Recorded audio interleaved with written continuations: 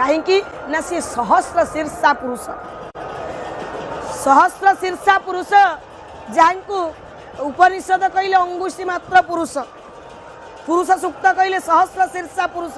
तो तांकर आदि नहीं, से सूक्ष्म रु सूक्ष्म विराट रु विराट, तांकर रूपर परिकल्पना आम एजावत करें बोली प्रभु जो अलंकार पिंधती बा माल पिंधती से माल केवल से गंठी दि जाए ना जे प्रभु तुम्हें हूँ अनादि। जितेबाला अर्जुन देखुं महाप्रभु रूप आप देखुं बलभद्र, हलपाणी, रुद्र, स्वयंभू, शंकर, महाप्रभु आज शंकर रूप विद्यमान हरिहर ब्रह्मांकर एकत्र स्वरूप तांक सहित समस्त शक्तिर आधार सुदर्शन। आहा अद्भुत रूप महाप्रभुंकर स्नान क्रिया आरंभ हो वर्तमान देखंतु किभली भाव में महाप्रभुंकर जो अलंकार धीरे धीरे उलागी होउचंती आ महाप्रभु को अंगरु जहाँ भी उलागी होउचंती ये सब किछि कैबल्य तांकर श्री कपड़ा तुलसी दुब पुष्प सबकि उलागी होती ये सबकि आज्ञा अमृत अद्भुत रूप अद्भुत कांति प्रभुंकर देखंतु हरिबल हुलहुली प्रकम्पित हो जाउचंती पुष्प उलागी होउचंती महाप्रभुंकर तुलसी उलागी होउचंती महाप्रभुंकर स्नान क्रिया आरंभ हो जो स्नान क्रिया को दर्शन करने भक्त माने रुंडीभूत होउचंती तीर्थ जल में सार्ध 3 कोटी तीर्थानी 3 कोटी ऊर्ध तीर्थ जल में प्रणीता कूपर सुना जल में सुना दियंकर स्नान हब। आहा अद्भुत रूप अद्भुत कांति नेत्र पवित्र हृदय पवित्र ता सहित भक्त आदि ता लुहरे महाप्रभु को स्नान कर दौचे शांते मुझे पवित्र अवसर को हाथ छड़ा करने को चाहूना किए जानी केतबेले कहार जीवन जीव हुए तो आर साल को आपणकर ये दिव्य रूप देखा मुझा दुनिया नी केते केते भक्तर आखिर लुह बड़ी आसूसी शांति आपणकर ए रूप देखिले आमे धन्य धन्य उत्कल और धन्य सारा विश्ववासी आपण को नेत्र देखिपुंट सत्य जुगे आप जो लीला करते आमे माने दर्शन करना तृतीया जुगर लीला को दर्शन करना द्वापर जुगर लीला को दर्शन करना आउ कली जुगरे समस्त जुगर लीला को आपण ही दर्शन कर कश्यप मस्यादि अवतार जेते कम करिबारु जात जगन्नाथ जनक सबु अवतार जनक रूप से नीलाद्रि कंदर रे आपण बसिचंती समस्त अवतार लीला को भक्त को दर्शन कर पवित्र करिवे। तेणु मणिमा शांते आपणकर गुणर तुलना नहीं। नमस्ते नीलाद्रि केसरी कमला जार परिचारी शरण पाद पद्मे तोर बांछा संपूर्ण कर मोरा। तोर पाद पद्मे एतिकी मात्र शरण जे आपण मोर मनवांछा को पूर्ण करंतु। बांछा कल्पतरु कल्पवृक्ष मूल जी बसिकी जहाँ मनास करती ताहा पूरण हुए। आपण बांछा कल्प सत्तरु सदृश समस्त भक्तंकर मनवांछा पूर्ण करती। आउ जो पीठरे महाप्रभुंकर वास प्रलय जल रे से क्षेत्र बुड़े नहीं। जो क्षेत्र रे प्रलय जल रे मार्कंडेय ही आपणकर नाम धरिक स्थिर भाव था। जितेबाला आम भगवान को कहूँ जे प्रलय समय बटपुटवासी आपण एकमात्र बाल गोपाल ही प्रलय जल में भासुता से क्षेत्र जो क्षेत्र प्रलय रे मध्य बुड़े नहीं ए क्षेत्र आदि नहीं अंत नहीं। यज्ञ भूमि सत्य जुगरे राजा बलिंकर यज्ञ भूमि थिला श्रीक्षेत्र। तृतीया जुगरे राजर्षि जनकंकर यज्ञ भूमि थिला श्रीक्षेत्र। द्वापर जुगरे पांडव मानकर राजस्व यज्ञ भूमि थिला श्रीक्षेत्र। आउ कली जुगरे राजा इंद्रदुम्नकर यज्ञ भूमि हूँ श्रीक्षेत्र। तेणु यज्ञ भूमि रे यज्ञ देवतांकर यज्ञ पुरुषंकर याज्ञिक पद्धति रे ए जो दिव्य लीला ए जो दिव्य स्नान उत्सव आज आरंभ होती ये यात्रा आरंभ होती समस्ते यज्ञ पुरुषंकर दिव्य लीला को संदर्शन करी निज को धन्य मने कर। अयं यज्ञ भुवन से नाभि यज्ञ संसार सृष्टि यज्ञ आपण सृष्टि यज्ञ प्रक्रिया हूँ सनातनी मानकर परम पवित्र प्रक्रिया तेणु ए यज्ञ बिना मंत्र बिना संसार रे कौन भी शुभ कार्य आरंभ हो पारे ना। ए भाष्य को ए कथा को महाप्रभुंकर आगु को नापी अनुरोध करी निर्मला आपा को। जय जगन्नाथ जय जगन्नाथ जय जगन्नाथ जय जगन्नाथ जय जगन्नाथ जय जगन्नाथ। अनंत ब्रह्मांडर महानायक विश्वर समस्त आकर्षण केन्द्र बिंदु आज तांकर जन्मदिन रे सुंदर भाव घंटा घंटा निनदित होची समुद्र ज्येष्ठा मंत्र वैदिक पुरुष सूत्र सुंदर भाव मंत्र रे अभिमंत्रित होई पूजा पंडा सामंत द्वारा आज स्नान करुचंती। गराबड़ू सेवक भंडार मेकअप को जल प्रदान करुचंती एवं भंडार मेकअप पूजा पंडा सामंत को देला परे अन्य माने मध्य महाप्रभु को समर्पित करुचंती। महाप्रभु को जल मणहि करुचंती। आज ये जल जल नुहे अनंत ब्रह्मांडर महानायक आज स्नान करुचंती।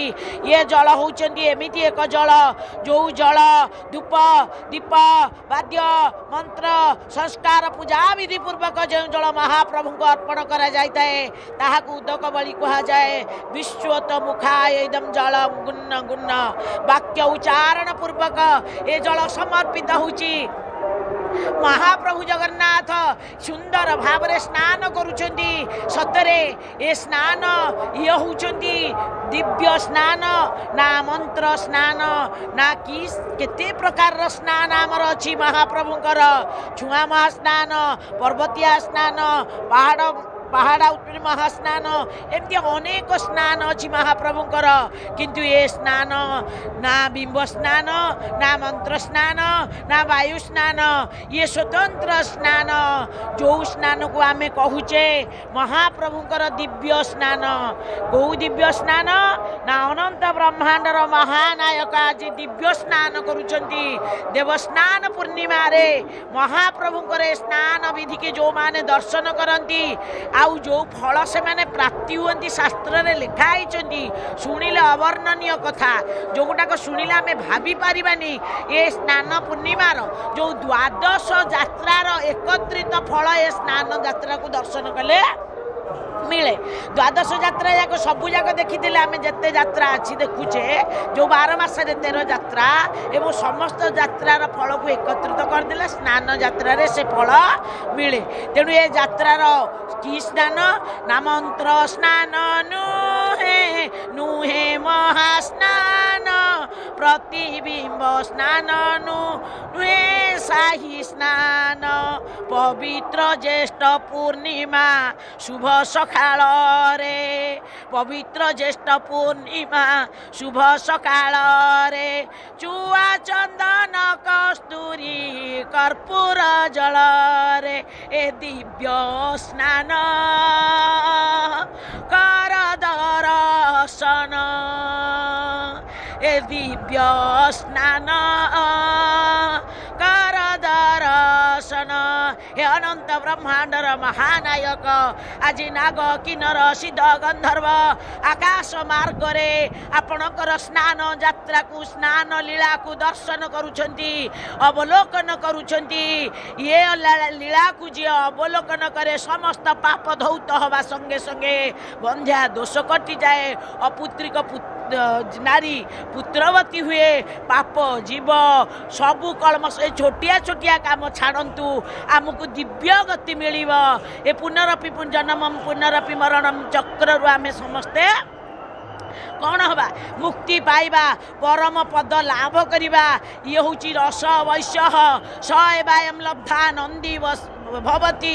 ये रसर ठाकुर ये रसर पूजा ये रसर दिया जल आज रसर प्रतीक आज महाप्रभुंकर रस निर्गत कहूले मोर भौणी आज धला बड़ ठाकुरंकर धला रंग बाहरुची हरिद्रा रंग बाहरुची आउ कला रंग बाहरुची। सजन वृंद ए पानी के जल को जी टिके मुखार बिंदरे दियंती जे मुंडे छिंची दियंती नहले दर्शन करके भी मानस चक्षुरे मुंडे छिंचा होची बोली भाबी दियंती से फल मध्य से माने पांती। शास्त्र सिद्धांत देले जदि एको आमे दर्शन करिबा एही समय रे इंद्र आकाश मार्गरु ए पड़े झिपी झिपी पानी सजनी लो पड़े झिपी झिपी पानी। ଆନନ୍ଦରେ ଇନ୍ଦ୍ର ବର୍ଷା କରନ୍ତି କାଳିଆ ମନକୁ ଜାଣି। ଆଉ ସୁଯୋଗ ମିଳିବନି ଜଗନ୍ନାଥକୁ ଗାଧେଇବାର। ରତ୍ନ ସିଂହାସନ ଭିତରେ ରଥ ଭିତରେ ରହିବେ।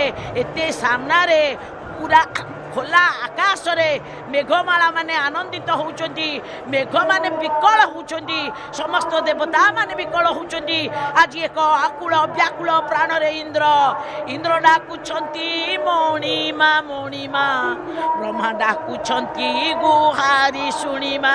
ହେ ଅନନ୍ତ ବ୍ରହ୍ମାଣ୍ଡର ମହାନାୟକ, ହେ ଜଗତ ଈଶ୍ୱର, ହେ ଜଗଦୀଶ୍ୱର, ହେ ଜଗତନାଥ, ହେ ଦୁଃଖ ହାରି, ହେ ପତିତ ପାବନ, ଆପଣ ଯୋଉ ଗାଧେଇ ପଡିଲେ ଆମର ତ ପଞ୍ଚମହାଭୂତ ଶୋଧନ ହେଲା।